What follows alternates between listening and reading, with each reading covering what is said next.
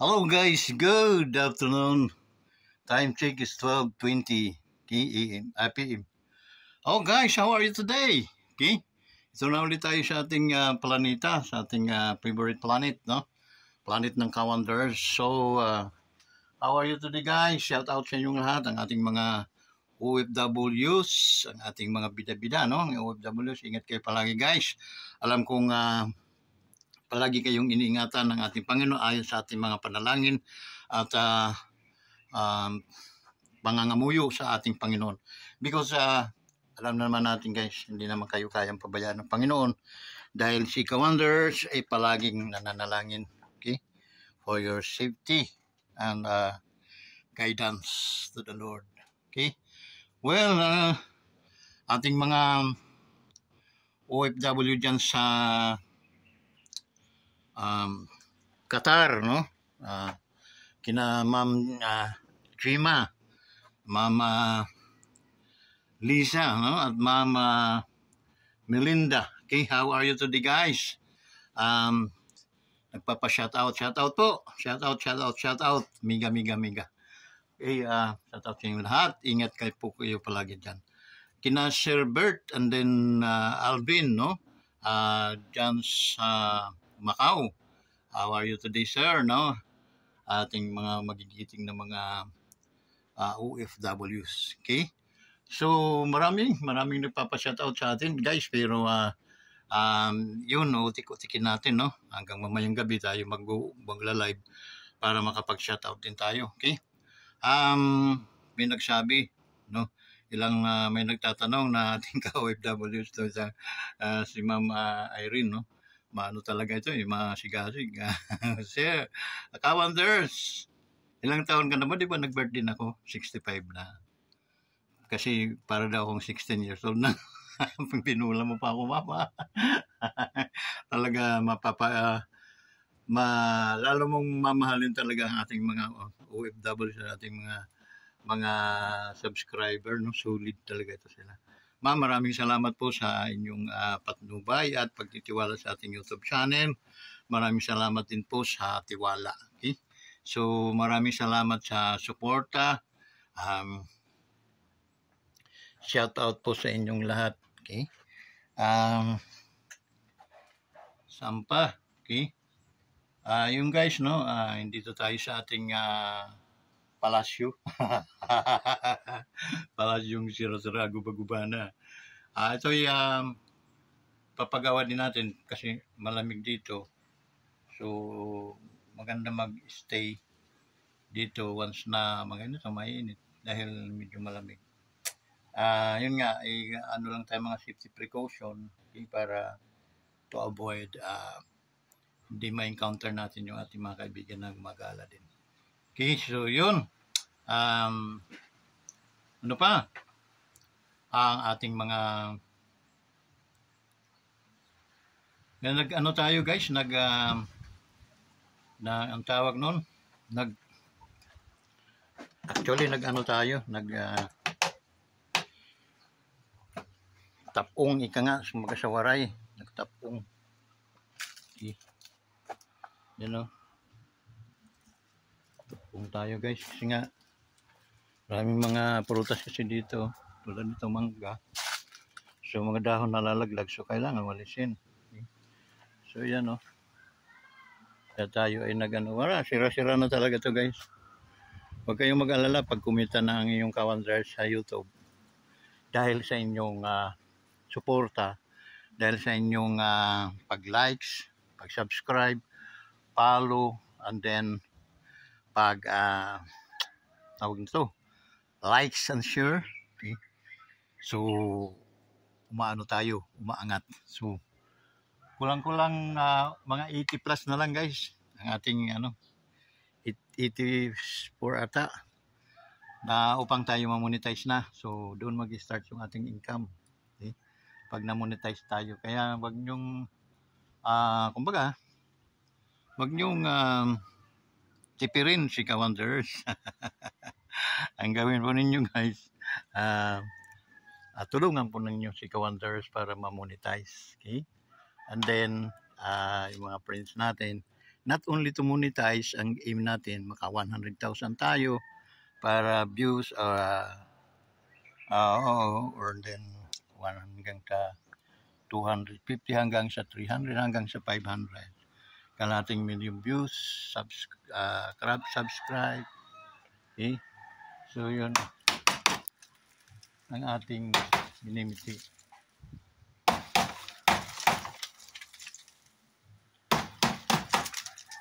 Kaya huwag po tayong manghinayang, no, sa pagla-likes.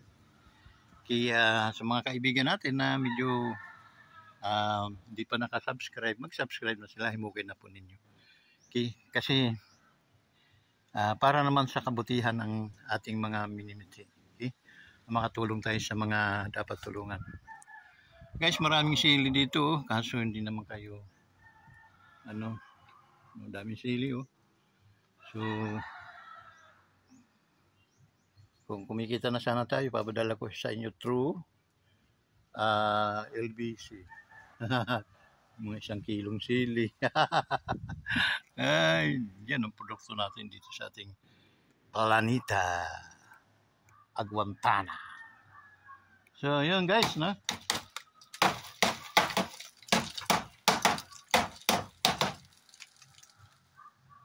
And then guys, yan. So, ano guys ang ating gagawin sa hapong ito? Tayo ba ay mamimintura ulit o ano ba? Pwede, no? Pwede tayong mamintura dahil marami na mga kagaguhan na naman ang nangyayari sa Pinturahan natin yung advertise ng gobyerno ngayon na mamimigay sila ng murang bigas, no? 20 pesos daw.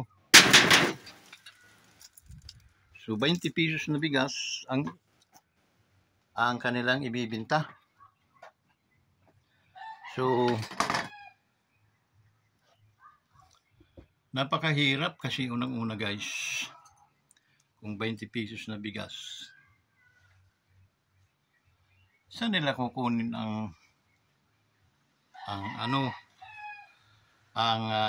kasi ang totoong presyo ng bigas na yan is 35, okay, sa market, no? And then isa-subsidize ng gobyerno yung 15 pesos, okay, dahil 20 ibibenta.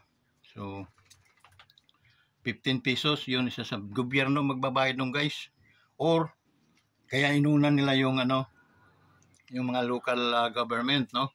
Halimbawa tulad ng Cebu, okay? Pero ang tanong dito guys, ito ba ay kumbaga sa ito'y advertise lang dahil mag-i-eleksyon na, no?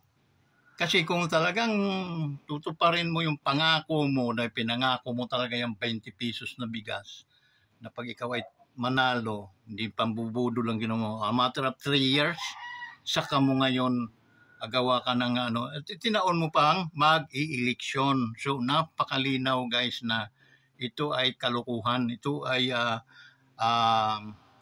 isang pambubudol lamang para at least mahikayat ang mga tao. Maganda itong ni Marcos, no? Buto natin yung kanyang mga tauhan para lalong instead na 20, baka 10 na lang. Huwag po kayong magpapaniwala ng ganyan guys. Mga tao ay dapat maging matalino na po kayo, no? Napaka-imposible. At yan po guys, dahil wala na tayong budget, wala na tayong pera, no? Ang budget natin ay maubos-ubos na. Budget ng 2025 sa walang destiny yung mga pera saan napunta, no? Pero sa madaling salita ay ginamit po sa kalukuhan. Kasi pag hindi po nila gagamitin sa kalukuhan, wala pong mangyayari sa gobyernong ito. Sa totoo lang, talagang bankrupt itong gobyerno, ang bahong-baho na. So yun ang itsura ng gobyerno natin ngayon. So para bumango-bango ng kaunti, ayan. Pero guys, kung matalino ka, no, lahat naman tayo marunong mag-mathematics, ika nga.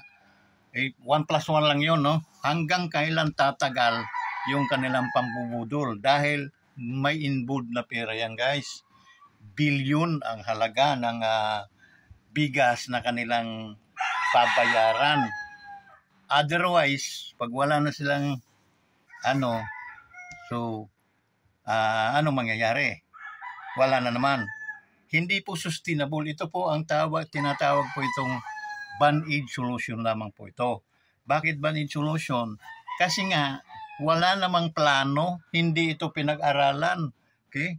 So, ang mangyayari, para lang maihabol doon sa pagbango, ika nga, yun ang kanilang na siguro, hindi nila alam na basang-basa natin sila. Okay? Yun ang nila na hindi sila mabibisto, na akala uutuin na naman tayo, tayo natin Pilipino, mga ututong Pilipino, never again.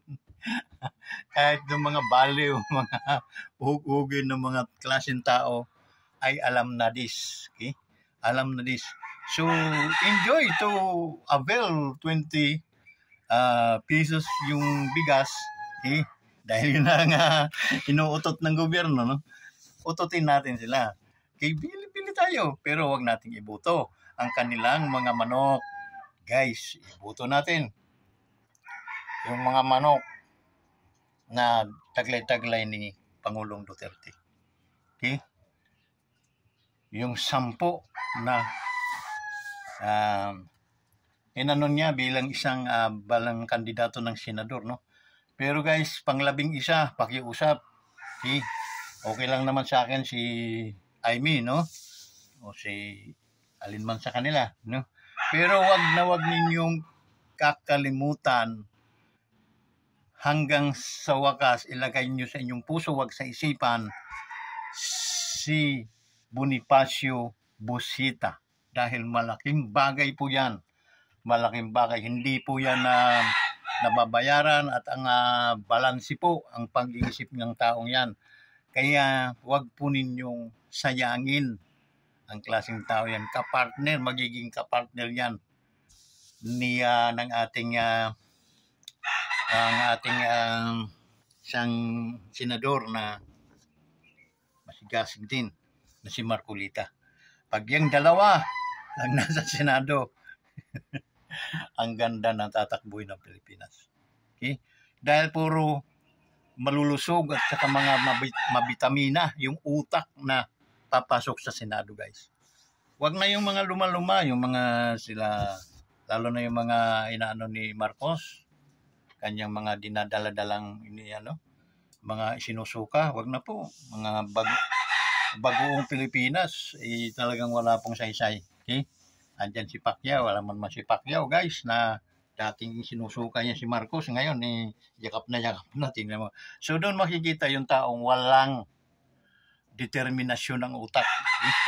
So kaya siyang imonopoli sa pamamagitan siguro ng salapi, dahil hindi naman yan diyan kung hindi ang akala niya yung makinarya ay nandyan, dyan din siya. It means dito magpapalibre na ako kaysa akong gagastos. Okay? Nagkamali ka, boy. Dapat gumastos ka na lang ng sarili mo, wala pang masabi ang tao. Baka hangaan ka pa. Okay? Pero ngayon wala na pong humahanga sa iyo, boy. Manny Pacquiao, wala na po, no? Kasi doon ka sa pagdating sa sport, doon walang lubad, ika nga sa Bisaya, ang aming paghanga sa iyo. Pero in terms sa political ay wala po kaming tiwala sa iyo. Okay? So, yun. So, sino pa? Yung sila Soto? Sila, wala pong yan. Wala pong, wala pong asim ang mga yan. Kaya, so, dito tayo sa Team Suka. Wala po kahit saan mo silipin ng mga kandidato ni Marcos, kanyang mga manok, ay wala po kahit saan mo silipin yan. Puro mga may problema. Pag yan ay binuto natin, makakaproblema din ang taong bayan. So, wag po, kailangan na tayong matuto, no? Huwag na tayong magpalinlang pa dahil ang panlilinlang nila ay talagang kapit tuko, ika nga, no? So, wag na po tayong magpabudol pa ulit. Okay? So, yung 10 na inaano ni Pangulong Duterte, ni Diyos, samahan na lang natin ng dalawa at huwag po ninyong kakalimutan si Colonel Busita. Okay? That's yung taong yun ay talagang kapapagkatiwalaan. Okay? Hindi ka iwanan sa ere, ipaglalaban ka hanggang sa kamatayan. Yun po ang ating ano dyan, no? Kaya guys, ano tayo? Team Suka. Yung team sinusuka o bagoong Pilipinas, wala pong saysayan guys. Okay? So, yun, no?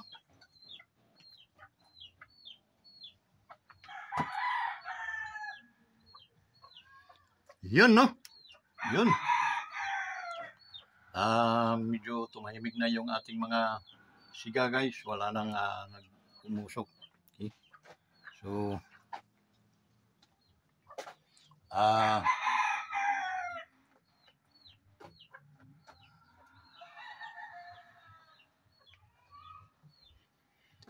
yung guys, no?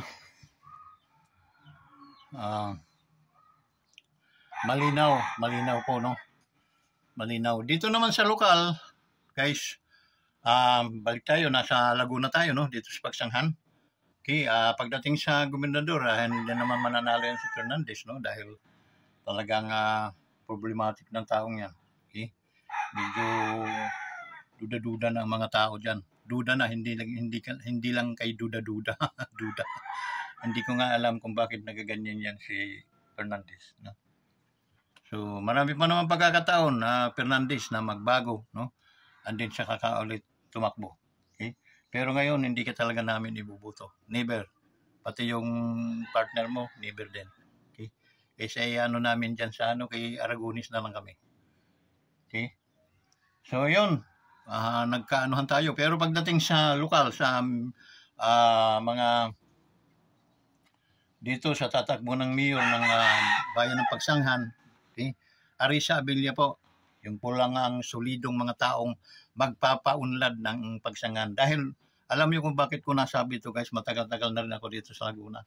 Marami ng mga mayor ang pinagkalooban, binigyan ng pagkakataon na manilbihan bilang isang mayor sa lungsod ng Pagsanghan. Ngunit they miss a lot of chance to improve this ipa-improvein nila ang Pagsanghan. Okay? Pag sila ang humahawak para bang mga pababa ang moral ng Pagsanghan, no? So that's the reason why na hindi na po talaga yan makakabalik yung mga yan. Okay? So, Arisa Abilia, mayroon tayong pag-asa, and then trabaho, patataasin, pararamihin, upang tumaas ang ating tax at magkaroon tayo ng magandang kinabukasan. Yun lang, at isama na po natin. Ilang slide na po natin. Pag Arisa Abilia po, ang pag-uusapan natin, isama na po natin yung kanyang 8 konsilor, no? Okay? Mga 8 konsilor niya, andyan sila si Tony Aquino, no? Dating kapitan niyan guys, talagang may ibubugayan, manungkulan bilang isang council ng Pagsanghan. Okay? Tony Aquino po, and then si Mamada, no? Si Mamada talagang hinanda niya, no? Yung kinabukasan naman at ang magiging aktibidades ng mga natin, dito na lang tayo pumunta agad sa yung mga PGT, yung mga tumboy at mga guys, mga bakla. May plano ang Mamada dyan, kaya that's the reason why na yun ang tinig, okay, ng mga taong yan. Okay? So, wag po ninyong palampasin. Masipag at mayroon pong plano. Okay? May vision siya para sa kanilang mga grupo. Okay? So,